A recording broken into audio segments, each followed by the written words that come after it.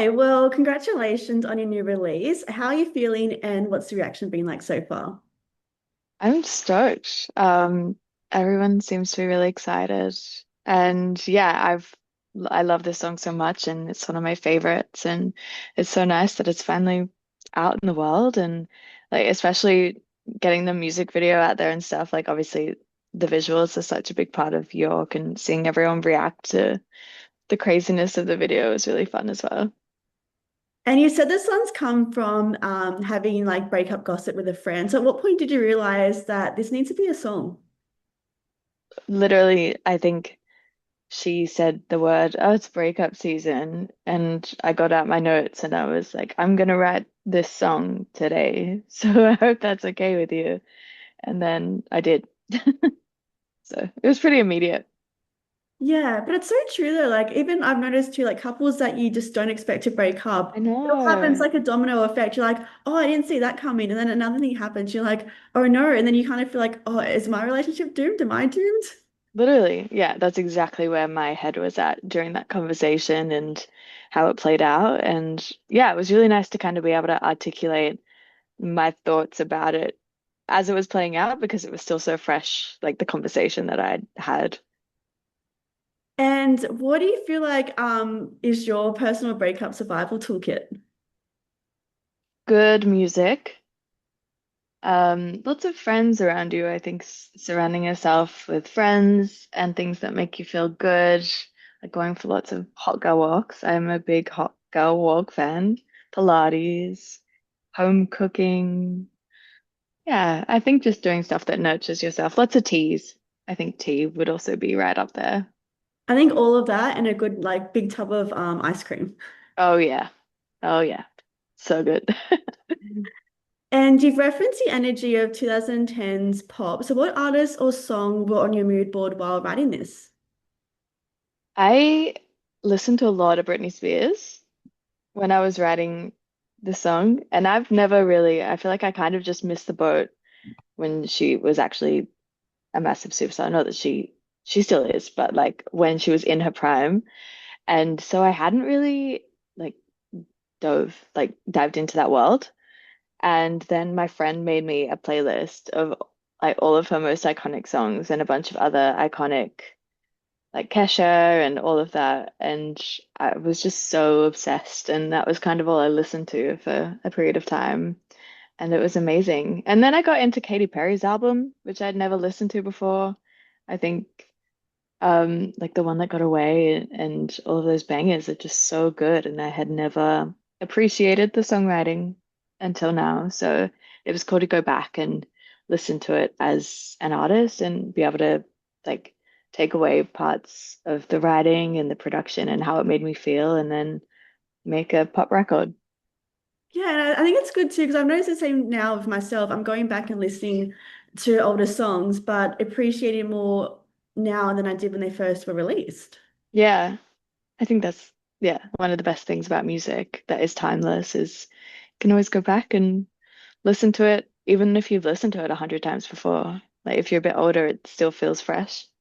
Yeah, absolutely. And you worked with Tommy Brown for this release, and he's worked with Mm. some really big names in pop. So, what are the most valuable things you learned from him on doing this together? It was actually, so I worked with him for a week, and it was one of the most formative weeks of my career, I think. It was the thing I took away was like less is more. Um, and even like he helped a lot with the production as well. And we'd kind of be listening to the track and he'd be like, oh, that one drum beat in like the eighth bar in this section, I think that should be slightly lower in volume. And you'd kind of be like one drum beat lower, like it's not going to make a difference. And then it would make such a difference. And it's like, oh, that's why he is the king of pop. But yeah, it was like little things like that and just really making sure that everything is true to you. He wanted me to get out of my comfort zone. That was like a big thing. Day one, he was like, let's go. And he pulled up a Britney reference. And I was like, that's so funny you say that because I have been listening to so much Britney. And then it was like from there, kind of just like worlds colliding, and we were able to go ahead and go forth and write some fun pop. And then kind of in between breaks, he'd be like, "Oh, this one time I was working with Ari.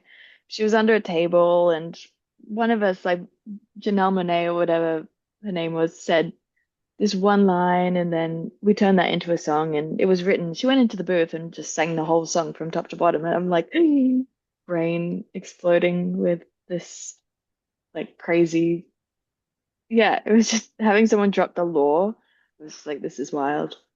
Yeah, it feels like it's kind of like inside information. It's like it's so I cool know that it. you can be a part of that and that they obviously trust in you and value in you enough to share that with you. Yeah, he was amazing. He's such a legend. And you mentioned before that you were listening to a bit of Katy Perry's album. I think Yeah, that's pretty cool because I saw that Tommy said that when he heard Breakup Season, he described it as hearing Teenage Dream for the first time. yeah, So that how was did you react crazy. in that moment when you're like, wow? Yeah, I think because we also were working with Wells, who's a producer from New Zealand, and his name was Josh. Josh and I kind of just looked at each other and were like, "Wait, did he just really say that?"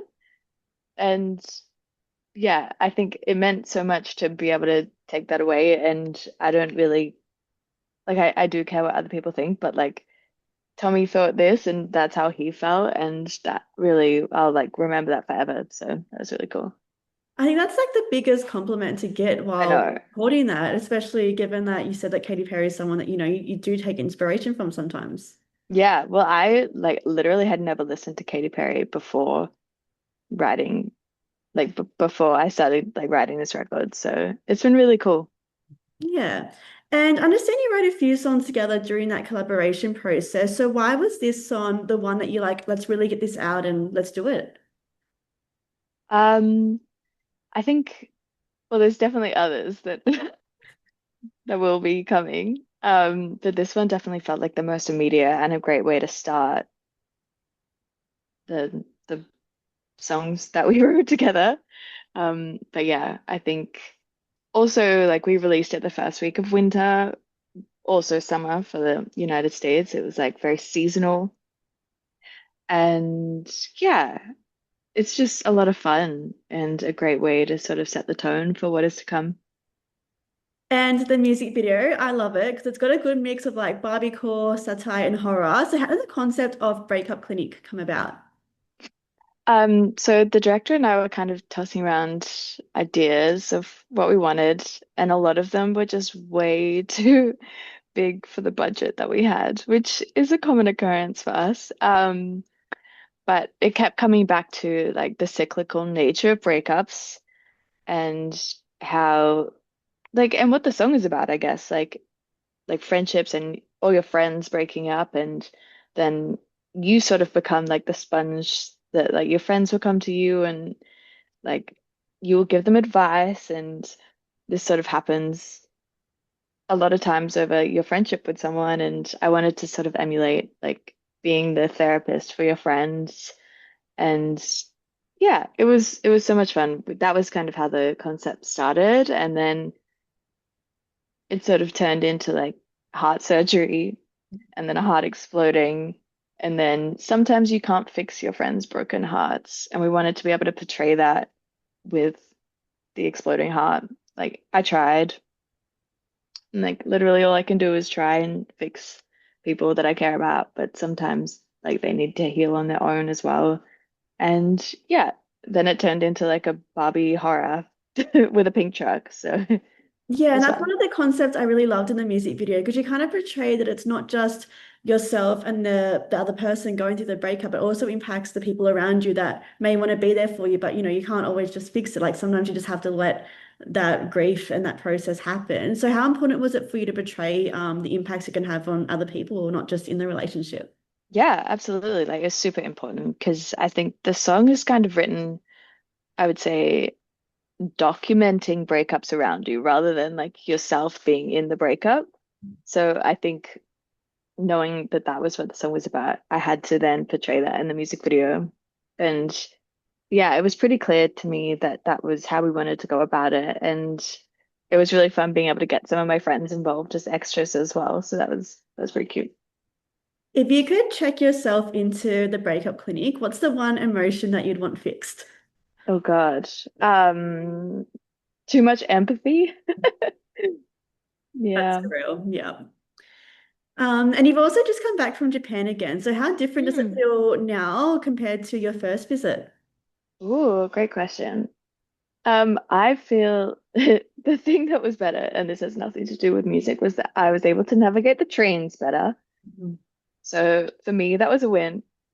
But yeah, the whole experience, just feeling more familiar and meeting people again and meeting fans for the second time, I think it's really important to them.